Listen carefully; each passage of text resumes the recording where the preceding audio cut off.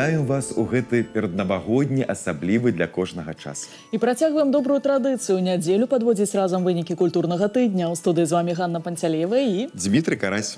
Самыя цікавыя падзеі ў культурным жыцці краіны толькі на тэлеканале сапраўдных каштоўнасцей. сёння ў праграме. Далучымся да ўрачыстай цырымоніі перадачы сертыфіката аб уключэнні мастацтва беларускай выцінанкі ў рэпрэзентатыўны спіс нематэрыяльнай культурнай спадчыны ЮНЕСКА. Убачым унікальныя карціны беларускіх майстроў на выставе «Расія-Беларусь. Крыжаванне лёсаў» у Нацыянальным мастацкім музеі. Загадаем жадання ў галоўнага Дзеда Мароза краіны. Паўдзельнічаем у інтэрактыўным навагоднім прадстаўленні для дзяцей разам з артыстамі маладзёжнага тэатра эстрады. Разгледзім сімвалы бягучага і новага года ў работах навучэнцаў Мінскай дзяржаўнай гімназіі каледжа мастацтваў. Завітаем на калядны вечар у доме Якуба Коласа. Павіншуем народную артыстку Беларусі Зінаіду Зубкову з атрыманнем ордэна Францыска Скарыны. Акунемся ў атмасферу навагодніх цудаў падчас мюзікла «Шаўкунок» у Белдзяржфілармоніі. І гэта не ўсе тэмы выпуску. Заставайцеся з намі. Літаральна праз некалькі дзён мы будзем сустракаць новы 2025 год. І, канешне, гэта добрая нагода ўспомніць самыя яркія, натхняльныя і запамінальныя падзеі са свету культуры, якія зрабілі адыходзячы год асаблівым. Прэм'еры, дасягненні і адкрыцці – за ўсім гэтым стаяць людзі, якія натхнялі нас сваім талентам і якія даказалі, што мастацтва заўсёды побач з намі.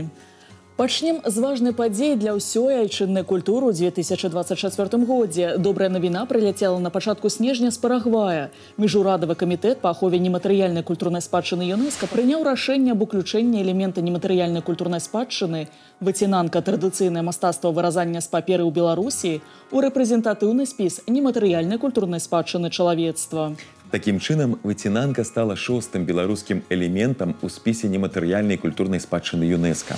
Я думаю, что если наши замечательные рукодельницы, которые занимаются вот этим блестящим, этим кропотливейшим трудом, творческим в первую очередь, если они будут это продолжать и развивать, то я думаю, что со временем у нас очень скоро появится музей выцінанак.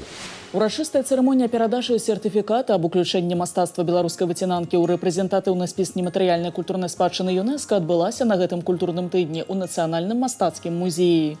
Жамчужыну народнай творчасці прадставілі як арыгінальнымі экспанатамі, так і ў кантэксце сучаснай культуры. Да знакавай падзеі ў галоўнай скарбніцы краіны разгарнулася выстава лепшых узораў ажурнага выразання з паперы.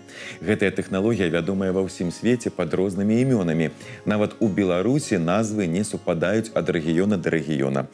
Нязменным застаецца толькі культурны код, што захоўваецца у выцінанцы пакаленнямі. Каждый из нас в школе, в детском саду, вырезал какие-то, фонарики, снежинки и развешивал их на Новый год вот в такое же время, как мы и сейчас, но никогда не задумывались, что выцінанка, особый вид искусства. Ну, конечно, кто этим занимался, тот понимал. Вот. И, конечно же, то, вот о чем я сказал, свидетельствует, что именно это искусство, оно идет изнутри народа. Адзначу, што ў Нацыянальнаму мастацкаму музеі, што захоўвае культурны код беларусаў, сёлета споўнілася 85 гадоў. Ва ўстанове захоўваецца самая вялікая ў свеце калекцыя беларускага мастацтва. А на гэтым культурным тыдні ў яго залах у межах выставачнага праекта «Расія-Беларусь. Крыжаванне лёсаў», створанага сумесна з дзяржаўным рускім музеем, размясціліся карціны майстроў, якія нарадзіліся на гістарычных беларускіх землях і атрымалі прафесійную адукацыю ў расійскіх навучальных установах – Шагала, Бакста і Майсеенкі. 3 сотні шэдэўраў, больш за 50 майстроў мастацтва і 2 паверхі выставачнай прасторы. Праз такую вялікую калекцыю работ арганізатары імкнуліся адлюстраваць гістарычную культурную сувязь дзвюх краін. Маштабны праект часова папоўніў культурную скарбніцу жамчужынамі творчай спадчыны аўтараў ураджэнцаў Беларусі. Сярод такіх, напрыклад, Іван Хруцкі. У зале можна ўбачыць яго знакаміты партрэт невядомай з кветкамі і садавінай. Кампазіцыю усталявалі паміж іншымі нацюрмортамі і партрэтамі акадэміка, такім чынам паказваючы, што ён сумясціў абодва жанры. Тут жа размешчаны і карціны брата жывапісца Андрэя.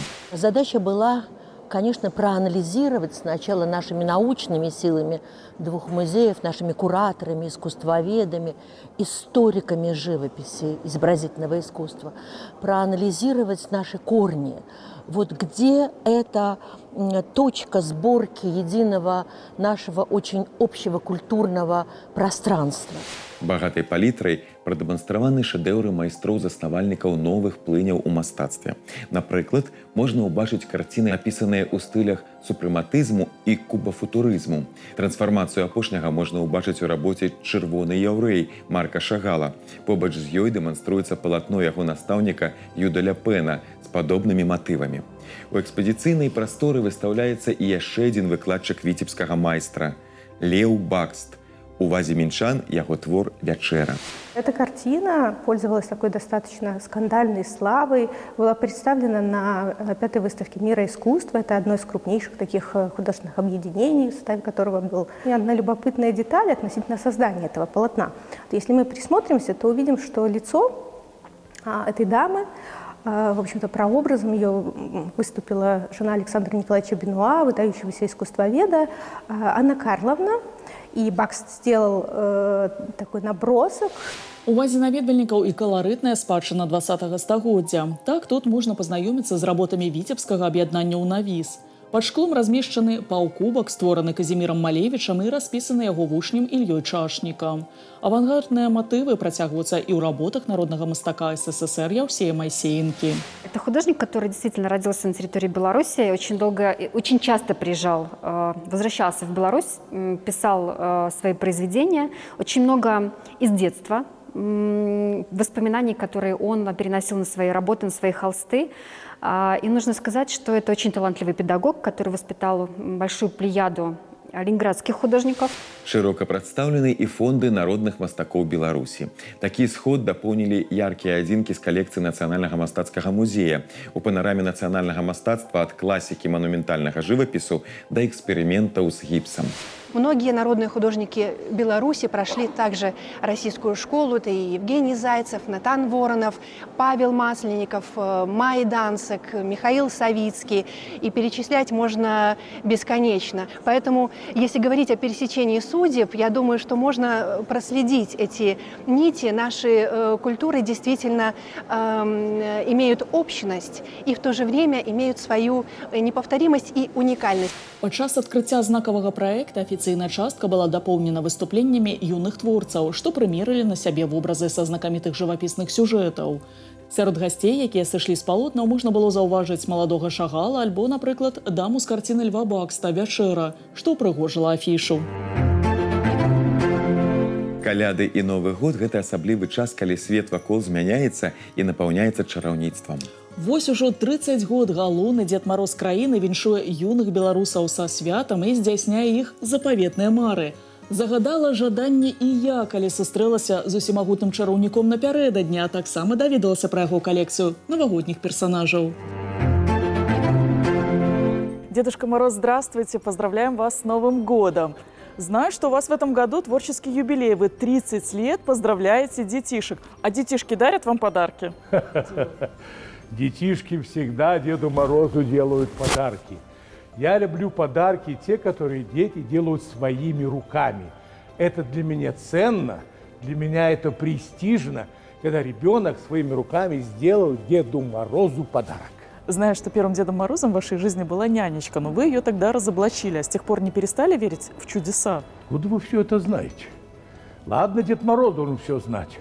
А тут вы, да, в чудеса Дед Мороз верит, потому что если бы я не верил в чудеса, я бы не был бы Дедом Морозом. Каково это быть Дедом Морозом сегодня? Легко ли исполнять желания детей? Очень трудно исполнять их желания, потому что появляется новая техника, появляются новые какие-то гаджеты, появляются новые традиции, поэтому очень трудно угнаться за техникой. Но я знаю, что наши ребята всегда стремятся к самому новому, к самому хорошему. У Дедушки Мороза в новогоднюю пору по 3 представления в день. А как, несмотря на усталость, сохранить доброту? Ну я же Дед Мороз.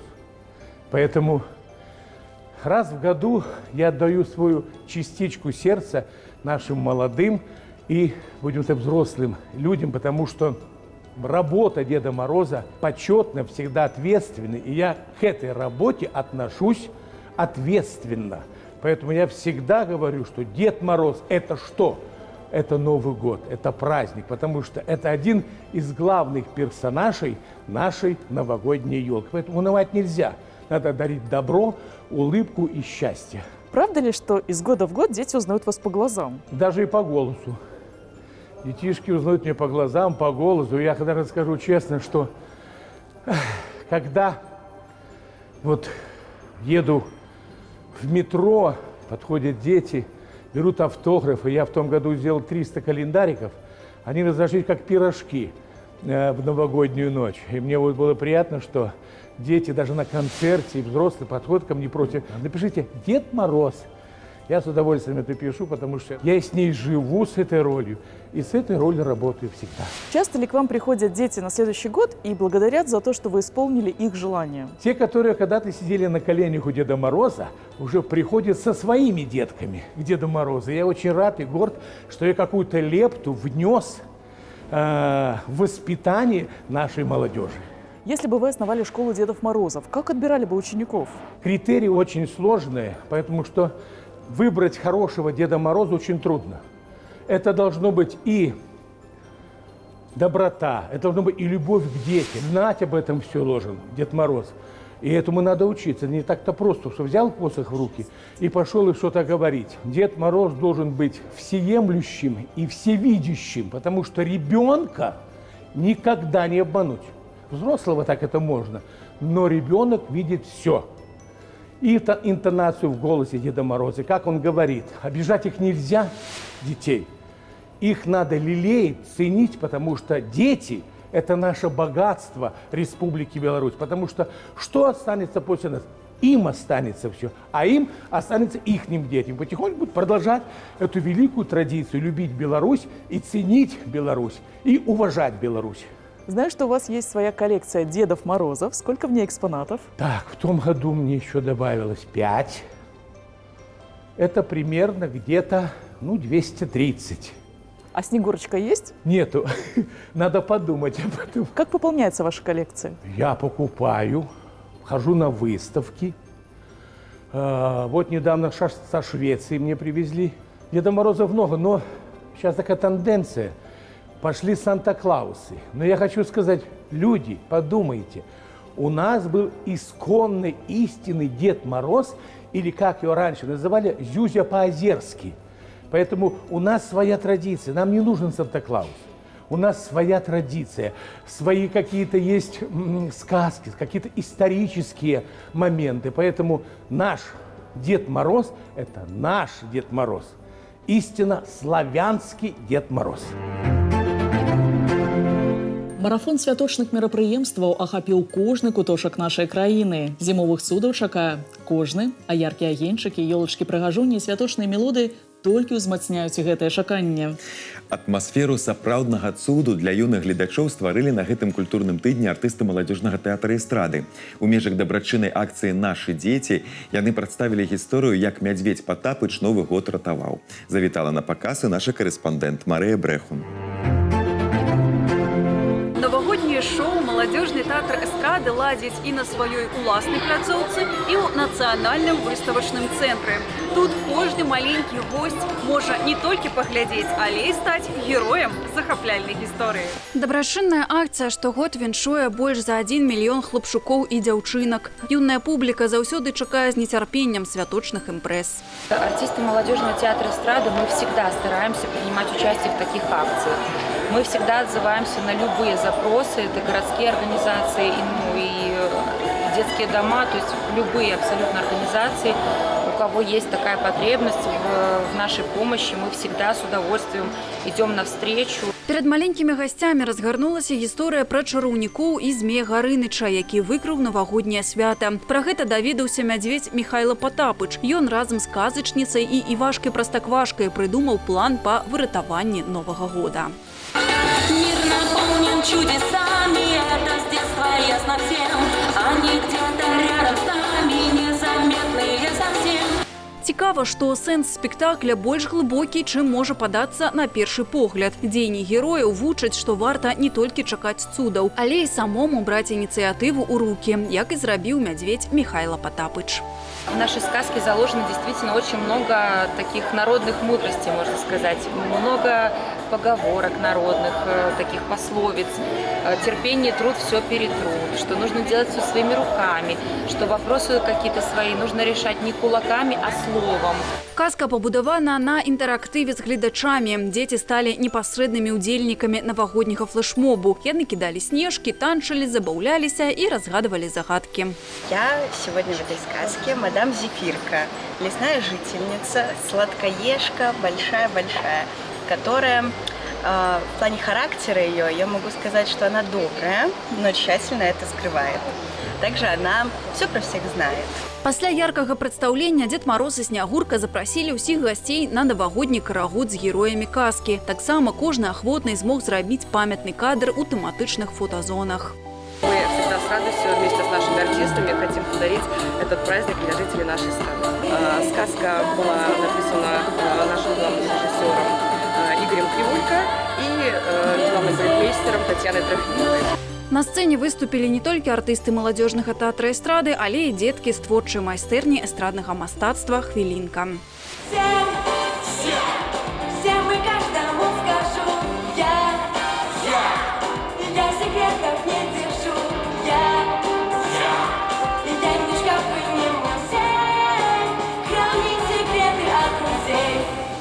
Святочнае шоу «Як мядзведь Потапыч Новы год ратаваў» праходзіць кожны дзень, але нягледзячы на гэта, усе месцы занятыя маленькімі гасцямі. Тут заўсёды аншлаг, усе хочуць апынуцца ў зімовай казцы. Дарэчы, наведаць спектакль можна да 3 студзеня. Марыя Брэхун і Артём Глушук спецыяльна да культурнага тыдня.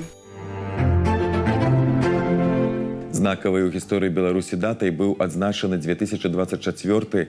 Это 80-я гадавіна з дня вызвалення краіны ад нямецка-фашысцкіх захопнікаў. Марафон тэматычных мерапрыемстваў ахапіў кожны куточак сінявоку. У ліку прадстаўленых праектаў прэм'ера ваенна-гістарычнай драмы «Час вярнуцца» нацыянальнай кінастудыі «Беларусьфільм».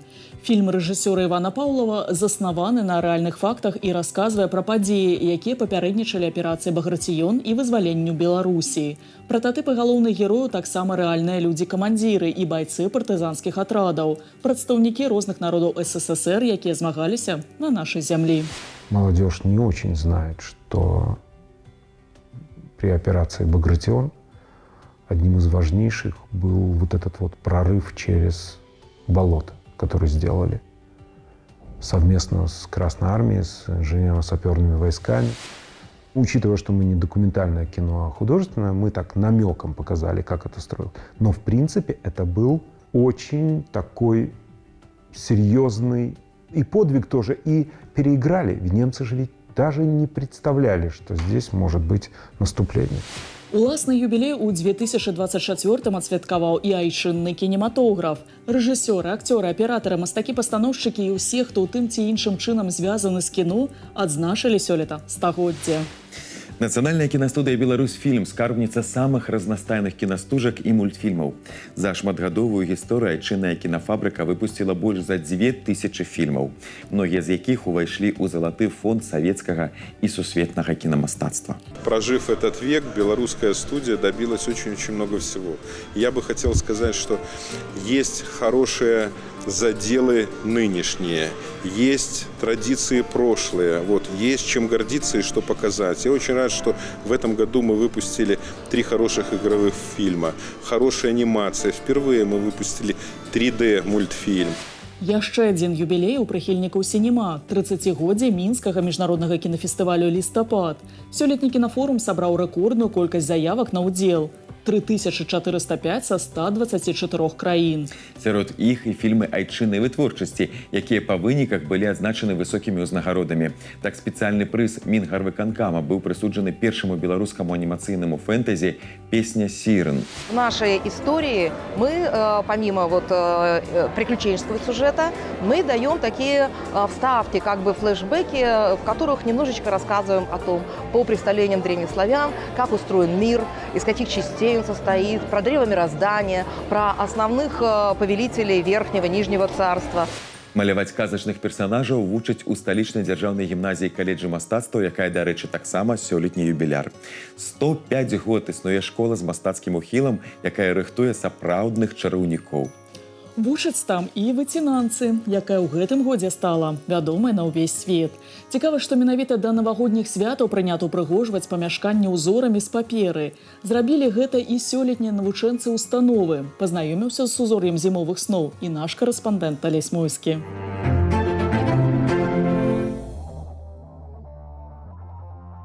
Кожны з нас у дзяцінстве выразаў сняжынкі на вокны. Сёння гэта від традыцыйнага беларускага мастацтва. А як спосабы выцінанкі можна скарыстаць ва ўпрыгожваннях да навагодніх свят, сёння мы дазнаемся. У праекце ў сузор'і зімовых сноў было задзейнічана больш за 40 вучняў і выкладчыкаў мінскай гімназіі каледжа мастацтваў, якія ўпрыгожылі сваю навучальную установу. Падобныя праекты ладзяцца штогод, і ў минулым 2024 з 21 удзельніка 17 выпускнікоў звязалі сваё жыццё з дызайнерскай справай. Дизайнер должен организовать пространство, дизайнер должен организовать масштаб вот этих фигур, и у них это получилось. Вы понимаете, даже те ребята, которые, вот у нас мальчик стоит, он будет поступать в высшее военное училище, он запомнит это на всю жизнь. Потому что, такого, в общем-то, у нас в Минске, в школах, я имею в виду и в гимназиях, никто не делал такого масштаба проекта. И все, буквально каждая вещь сделана вручную. Начиная от наших дракончиков, которые здесь приземлились, розовых фламинго, и заканчивая вот этими шикарными змеями. До 2025 года змяі па кітайскім календары былі зроблены фігуры гэтых істот, дзе ўпершыню навучэнцы рабілі каркасы як сапраўдныя скульптары-манументалісты, а ў якасці вачэй змей былі распісаны звычайныя шарики для пинг-понга.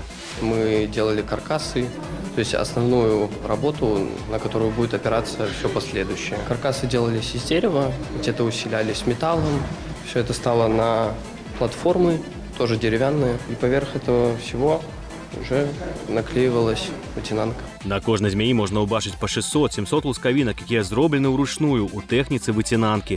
Кожная змяя абклеена гэтымі лускавінкамі ў пэўным парадку. Пры выбары эскіза галавы змяі праводзіўся ўнутраны конкурс, у якім перамагла Ульяна Базалева. Я придумала сначала маленький макет, изготовила его из бумаги, а затем мы с девочками уже тоже примеряли все по пропорциям, чтобы все грамотно, правильно, красиво село на основных двух змей. И потом уже примеряли корону, потому что нужно было как-то дополнить двух основных змей, потому что они стоят по бокам, основная композиция, чтобы дополнить их такой деталью, чтобы больше акцентировать на них внимание. Так, на галаве ў змяі карона, што адсылае ўжо не да кітайскай культуры, а да беларускай міфалогіі, дзе ёсць паданні пра вужынага караля або змяінага цара. Як пісаў Богданович, «Зіхацяць маёй кароны залатыя рожкі, цёмным блескам адлівае ўся луска моя». А вось Аліса Маскевіч у сваю чаргу вырашыла выявіць нетрадыцыйны 13-й астралагічны знак зодіяка. Несмотря на то, что змееносец является и не таким уж знаком зодиака, не таким уж символом года, он 13-й, о нем мало кто знает, но все же часть белорусского очень большая присутствует. Таким чынам у праекце ў сузор'і зімовых сноў сышліся сімвалы мінулага года цмокі і новага 2025 змеі. Некаторыя з навучэнцаў не ўпершыню прымаюць удзел у падобных акцыях. Сначала ты учишься композиции, учишься компоновать предметы, в принципе, а потом тебя резко в 10 классе приносят на такой большой проект. Это всегда воодушевляюще, очень интересно. Восьмикласнікі гімназіі каледжа таксама зрабілі свой унёсак до Новага года і стварылі ёлачкі, з якімі яны прымаюць удзел і ў іншых гарадскіх і рэспубліканскіх творчых спаборніцтвах. Як летась сталі дыпламантамі конкурсу «Красавік», што ладзіўся ў Глебаўцы. Они делают индивидуальный проект «Новогодние елки». Елка-светильник или елка-книга. И получается так, что каждый ребенок выполняет такую работу по композиции. Если он очень заинтересован, он может сделать и 2 работы. Они поражают своей фантазией, количеством материалов, которые там применяются. Ну и когда ребята переходят в более старшие классы, в 10-11 класс, они уже выполняют масштабные проекты, которые предполагают коллективную работу в команде. Што ж, будзем чакаць у будучым маштабных праектаў і ад васьмікласнікаў. Дзеля таго, каб рэалізаваць праект, сёлета навучэнцы старэйшых класаў гімназіі каледжа заставаліся пасля заняткаў і працавалі на перапынках. Яны рэалізавалі праект амаль за 5 тыдняў. І цяпер ён здзіўляе ўсіх наведвальнікаў установы, асабліва ў вячэрні час, калі ўключаецца навагодняя падсветка. Пераканаліся ў гэтым і Алесь Мойскі з Максімам Рагаўнёвым на гэтым культурным тыдні. Здаецца, што сёлета круглымі датамі адзначыліся ўсе напрамкі айчыннай культуры. Не абмінуў юбілей і літаратурную супольнасць. 90 год адсвяткаваў Саюз пісьменнікаў Беларусі. Сярод заснавальнікаў творчай арганізацыі былі яркія майстры слова Якуб Колас, Янка Купала, Міхась Чарот і Кузьма Чорны. Сучасная назва з 2005 года. Ініцыятарам новага пісьменніцкага аб'яднання выступіў народны пісьменнік Беларусі Мікалай Чаргінец, які ўзначальваў Саюз да 2022. Зараз ён ганаровы старшыня, а кіраўніком ведомства выступае Алесь Карлюкевіч. Пад яго крылом больш за 700 празаікаў, паэтаў, драматургаў, крытыкаў і іншых дзеячаў літаратуры. Сябры Саюза актыўна збагачаюць сучасную скарбонку беларускай літаратуры. На паліцах кніжных крам штодня з'яўляюцца новыя выданні для дзяцей і дарослых. З дзіцячай літаратурай мы у розных фарматах судакранаемся літаральна кожны дзень. Десяткі сустрэч у дзіцячых садках, сустракаемся з дзецьмі на розных пляцоўках бібліятэк краіны, агульнаадукацыйных устаноў. І вельмі шмат сёння сіл і намаганняў прыкладаем для таго, каб пра дзіцячую літаратуру гаварыла крытыка, асабліва пра літаратуру для падлеткаў. Каб і ў нас у Беларусі з'явіліся сёння сучасныя Янкі Маўры, Іваны Сярковы, Уладзіміры Дубоўкі і Васілі Віткі. Прэзентацыі новых выданняў айчынных пісьменнікаў праходзяць і ў дзяржаўным літаратурна-мемарыяльным музеі Якуба Коласа, які сёлета адзначыў 65-годдзе з моманту адкрыцця першай экспазіцыі. Да стварэння музея ў пасляваенным доме песняра спрычынілася сям'я пісьменніка. І першым дырэктарам установы быў старэйшы сын паэта Даніла Міцкевіч, які разам з рабочай групай ствараў не толькі сталічны музей, але і шматлікія філіялы ў Стаўбцоўскім раёне. Сёння фонды установы таксама папаўняюць унікальныя экспанаты сямейнага архіву. Так, у юбілейны год прадставілі выданні, якія чытаў Якуб Колас, рукапісы і кнігі з яго дароўнымі надпісамі. Дзякуючы Веры Данілаўны Міцкевіч, унучцы паэта, фонды музея папоўніліся 3 арыгінальнымі рукапісамі Якуба Коласа, адрасаванымі Івану Анісімавічу Інсараву, тагачаснаму міністру аховы здароўя. Варта сказаць, што супрацоўнікі музея актыўна заахвочваюць да наведвання як дарослых, так і маленькіх гасцей. Так, на гэтым культурным тыдні ў доме Якуба Коласа адзначылі калядны вечар. Госці дзяржаўнага літаратурна-мемарыяльнага музея Якуба Коласа ў гэты вечар прынялі ўдзел у розных конкурсах і віктарынах, а таксама разам з супрацоўнікамі установы зладзілі застолле падчас незвычайнай інтэрактыўнай лекцыі пра калядныя стравы з элементамі дэгустацыі. Канешне, у доме Якуба Коласа святкавалі каляды альбо куццю, пра што ён і піша ў сваёй паэме «Новая зямля». Цягам нашых акцый прыйшла каляда альбо калядная ялінка ў доме Коласа. Мы прадугледжваем шмат мерапрыемстваў, якія накіраваны не толькі на дзяцей, але і на дарослых. Яшчэ адзін юбіляр гэтага года – дзяржаўны літаратурны музей Янкі Купалы. Дом пад Таполе, менавіта так называлі дом Івана Дамінікавіча Луцевіча, дзе заўсёды гучалі вершы і цікавыя размовы, а гаспадыня Уладзіслава Францаўна Луцевіч кожнага запрашала за стол. Сёлета музей адзначыў 80 гадоў. Створаны ў далёкім 1944 годзе, калі вызваленая ад захопнікаў Беларусь адраджалася да новага жыцця, ён стаў данінай памяці удзячных беларусаў свайму песняру. За гэты час са сціплай экспазіцыі музей ператварыўся ў сапраўдны навукова-даследчы комплекс. У 8 залах захоўваюцца рукапісы і дакументы Янкі Купалы, асабістыя рэчы і фатаграфіі, здымкі паэта з дароўнымі подпісамі і вялікі кніжны фонд. Калі мы рыхтавалі план на гэты год, мы менавіта рыхтавалі яго з тым улікам, што музей адзначае 80-годдзе музея. І ўсе гэтыя праекты, як, напрыклад, культурна-адукацыйныя ці выставачныя, яны былі прымеркаваны да гэтай даты. Галоўны захавальнік памяці пра падзеі ваеннага ліхалецця – музей гісторыі Вялікай Айчыннай вайны, таксама сёлетні юбіляр. Яго афіцыйнае адкрыццё адбылося 22 кастрычніка 1944 года ў адным з уцалелых у гады вайны будынкаў доме прафсаюзаў на плошчы Свабоды. С 1966 года ў музея была прапіска на Ленінскім праспекце, а апошнія 10 гадоў ён сустракае наведвальнікаў у сучасным будынку каля стэлы «Минск. Город-герой». Сегодня мы рады тому, что каждый день, можно сказать, у нас все больше и больше приходит молодежи в наш музей. И самое главное, что они находят здесь то, что они не могут найти в других местах. И поверьте, что сегодня на них воздействует именно то, что они видят, то, что они слышат. Тэатральная супольнасць сёлета таксама адзначыла юбілей. 85-годдзе Гомельскага абласнога драматычнага тэатра і 80-годдзе Брэсцкага абласнога драматычнага тэатра. А адзін са старэйшых тэатраў краіны, Нацыянальна-акадэмічны тэатр імя Янкі Купалы, сёлета распачаў свой 105-й сезон. Таксама установа адзначыла важную дату – 80-годдзе са дня надання калектыву імя песняра. Асаблівым гэты год стаў і для вядучага майстра сцэны Купалаўскага тэатра, народнай артысткі Зінаіды Зубковай. За ўклад у развіццё беларускай культуры яна была адзначана ордэнам Францыска Скарыны. Дарэчы, у наступным годзе споўніцца 65 год, як Зінаіда Пятроўна служыць у Купалаўскім. Пра першыя эмоцыі ад навіны, а таксама ролі, якімі яна ганарыцца асабліва, у наступнай размове. Зинаида Петровна, мы поздравляем вас с такой высокой наградой. Знаю, что для артиста самое главное – это признание зрителя. Однако такая награда – это тоже очень важно. Конечно, конечно. Я не то, что ждала, я вообще даже не думала об этом. Потому что уже все-таки столько лет мне, 86, вдруг вот такое счастье. Но я все-таки считаю, что это орден моей матери и отцу.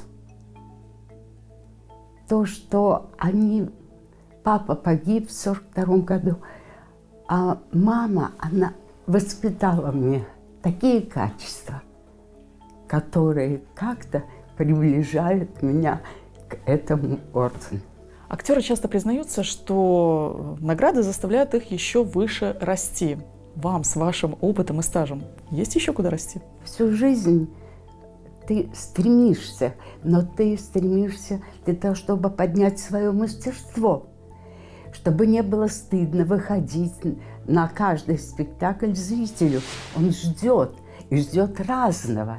Не в одном плане работающую актрису, а по-разному, в разных планах. Вот это самое главное в искусстве. Лучшая награда, я считаю, что мне Бог дал – отдать все молодежи. Какой вспоминаете свою театральную молодость? Мы радовались всему. Мы ходили в мини, в макси-мини, уже дальше некуда, все было. Но был задор, было желание. У нас были очень маленькие зарплаты, но умудрялись мы и что-то, обновку сделать, но шили сами. Из полотенец, из чего угодно, полосочка, клеточка. Вот уже фантазия работает. Ну, конечно, роли. Это было самое главное. Гастроли, роли. Вот это создавало какой-то удивительный внутренний мир. Как вы объясните тот факт, что в костюме любого народа вы выглядите как его представительница? Ну, конечно, есть у меня просто немножко турецкие корни в прадеде. Но дело в том, что это есть в характере. Немножечко вот это женское, турецкое темперамент, это все.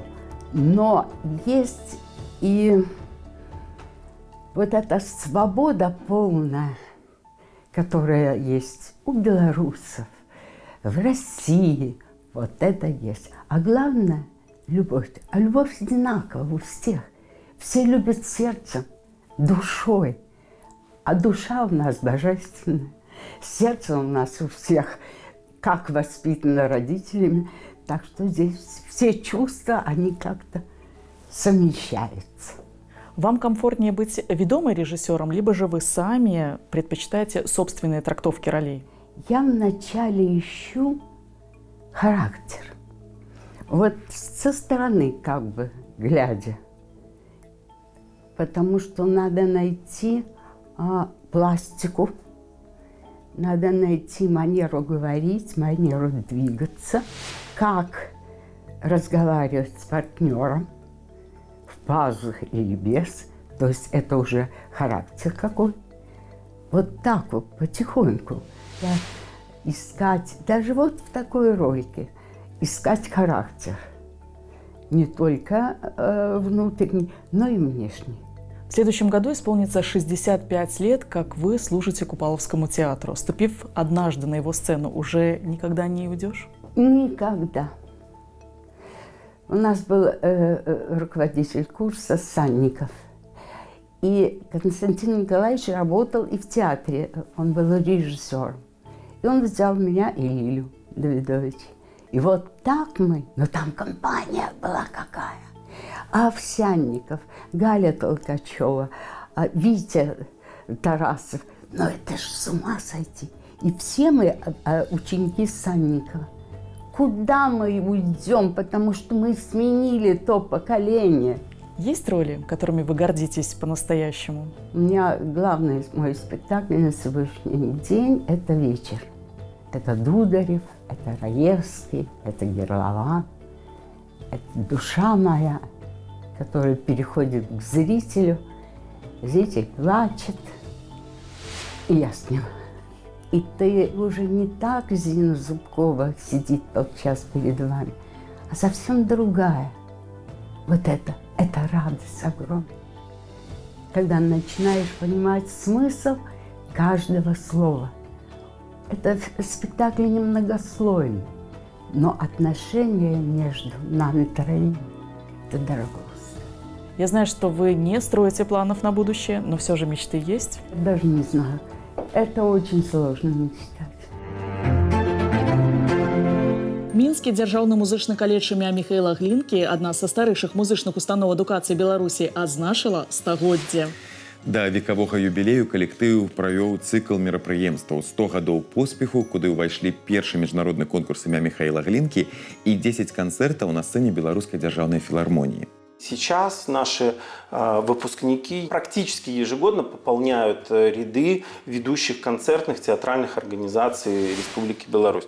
Святослав Сахаров и Дарья Горожанка, Станислав Трифонов, Владимир Громов. Среди наших выдающихся выпускников абсолютно уникальная личность. Это Эдуард Семенович Ханок и Максим Рассохар, нынешний руководитель оркестра имени Финберга. Это и Виталий Кульбаков, главный дирижер президентского оркестра Республики Беларусь. Ольга Янум, главный дирижер и художественный руководитель Государственной академической капеллы имени Григория Романовича Ширмы. Ну, этот список можно долго продолжать. Яшчэ адзін юбілей, але ўжо ў музычным сэрцы нашай краіны. Беларуская дзяржаўная філармонія сёлета сустракала 50-й фестываль мастацтваў «Беларуская музычная восень».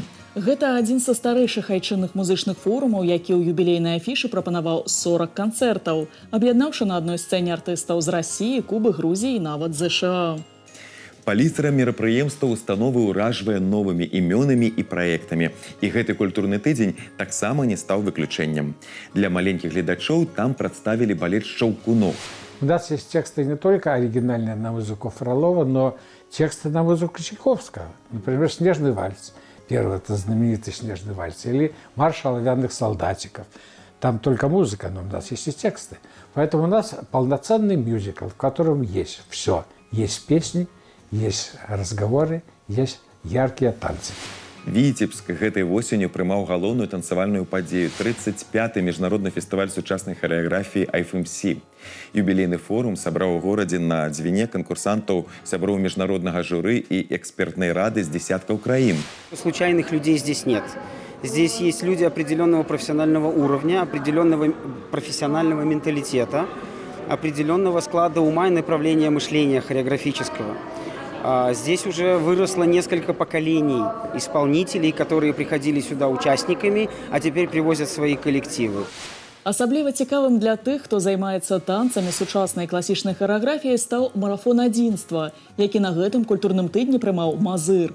Гэта быў 11-ы горад, дзе зрабіла прыпынак рэспубліканская грамадска-культурная акцыя. Такім чынам, 2024 год запомніўся і новымі яркімі праектамі. Мы рады былі не толькі пазнаёміць вас з самымі актуальнымі выставамі і канцэртамі гэтага культурнага тыдня, але і ўзгадаць юбілейныя даты 2024 года.